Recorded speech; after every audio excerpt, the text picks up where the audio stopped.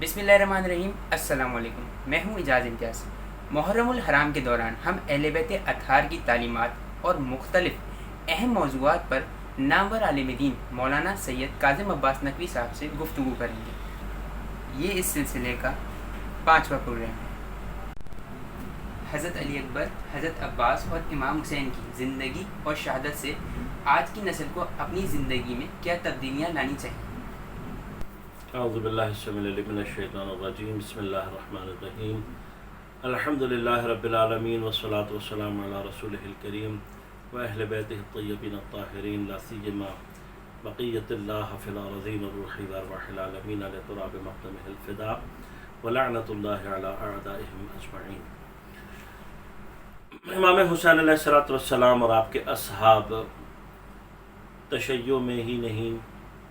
عالم اسلام میں ہی نہیں، بلکہ پوری دنیا کے لیے ایک رول ماڈلز ہیں۔ امام حسین علیہ السلام کی سیرت مبارکہ یا آپ کے اصحاب کی جب سیرت مبارکہ کا مطالعہ کیا جاتا ہے تو ہمیں ان کی زندگیوں میں جو چیز سب سے زیادہ واضح نظر آتی ہے وہ ان کا ایمان اور اسلام کے مطابق زندگی گزارنا ہے۔ امام حسین علیہ السلام کے حوالے سے یہ گفتگو کرنا کہ آپ جو ہے وہ دین مبین اسلام اور پیغمبر اکرم صلی اللہ علیہ وسلم کی سنت کے حوالے سے آپ کا کردار یا آپ کی سیرت کیا تھی، میں سمجھتا ہوں کہ اتنا روشن اور واضح ہے کہ اس کو شاید اگر ہم ڈسکس نہ بھی کریں تو اتنا مسئلہ نہیں ہے۔ میں خاص طور پر جن شخصیات کا آپ نے ذکر کیا ان میں سے حضرت عباس علیہ السلام اور جناب علی اکبر علیہ السلام کے حوالے سے چند ایک نکات آپ کی خدمت میں عرض کروں گا کہ حضرت عباس علیہ السلام کے حوالے سے بھی اگر ہم دیکھتے ہیں تو آپ کے زیارت نامے میں کہ جو خود معصومین علیہ السلام سے منقول ہے، اس میں پہلا ہی جملہ حضرت کی جو سیرت اور کردار ہے اس کو واضح کرتا ہے۔ ائمہ ارشاد فرماتے ہیں: السلام علیک ایھا العبد الصالح المطیع للہ ولرسولہ ولامیر المؤمنین والحسن والحسین علیہم السلام۔ معصوم علیہ السلام سلام کر کے وہ 5 معصومین جن کی حیات کو بعض کو درک کیا اور پیغمبر اکرم صلی اللہ علیہ وسلم، ان سب کے بارے میں ایک جملہ المطیع للہ ولرسولہ ولامیر المؤمنین والحسن والحسین۔ اللہ، نبی، امیر المؤمنین امام حسن امام حسین علیہ السلام کے کیا ہیں؟ مطیع، اطاعت کامل۔ حضرت عباس علیہ السلام کی شخصیت میں جو چیز سب سے زیادہ نمایاں ہے وہ اپنے امام کی اطاعت ہے، اللہ اور رسول کی اطاعت ہے۔ اطاعت کا ایک ایسا نمونہ ہے حضرت عباس علیہ السلام کہ تاریخ میں اگر ہم ائمہ اہل بیت علیہ السلام کے بعد کسی شخصیت کو خدا اور رسول کی اور اسلام کی اطاعت میں اسی شان کے ساتھ چمکتا ہوا اور دمکتا ہوا پاتے ہیں، ان میں حضرت عباس علیہ السلام کا نام یقیناً سب سے آگے اور سب سے افضل ہمیں دکھائی دیتا ہے۔ حضرت عباس علیہ السلام کا وہ زمانہ کہ جو آپ نے امام حسن مجتبیٰ یا امیر المومنین کے ساتھ اور بعد میں امام حسین کے ساتھ گزارا ہے، آپ کی حیات میں واقعاً یعنی جو آپ کا اطاعت کا جذبہ اور اطاعت کی کیفیت ہے وہ اس قدر واضح اور آشکار ہے کہ حتیٰ بعض لوگوں کو یہ گمان، یعنی تاریخ میں لوگوں نے اس طریقے سے لکھا ہے کہ آپ گویا واقعی اپنے آپ کو جو ہے وہ امام کا ایک غلام تصور کرتے تھے، اور جس طرح سے کہ غلام، البتہ یہ بحث ہے ہمارے ہاں عبدیت کے اندر، ایک بحث آتی ہے کہ عبد کو کیسا ہونا چاہیے۔ حدیث عنوان بصری ہے امام صادق علیہ السلام کی، وہاں پر ایک پوری بحث ہے کہ واقعا یعنی ہمارے لیے دیکھیے یہ مسئلہ ہے اور اس کو کنسیڈر کریں کہ جب بھی ہم ائمہ علیہ السلام کے حوالے سے، کیونکہ بالآخر ان کی اطاعت اور اتباع ہم پر واجب ہے، لیکن جب ہم مقام امامت یا نبوت کو سامنے رکھتے ہیں، خود یہ مقام ایک تقدس ایجاد کر کے ہمارے لیے ایک گویا ایک طرح کی رکاوٹ ایجاد کرتا ہے۔ یعنی